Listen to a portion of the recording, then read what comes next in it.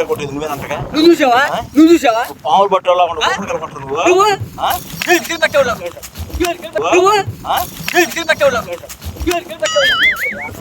నేను పావులు పట్టుకున్నా.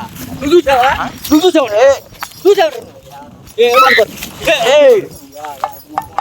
గుమ్మడికాయ కొట్టేదా? ఏంటి కొట్టాలి నేను? కొట్టి పెట్టినట్టు ఇల్లు వచ్చేట్టు గుమ్మడికాయ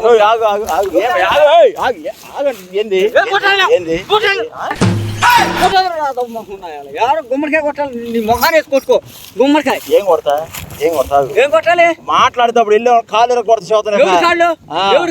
నుంచో సరే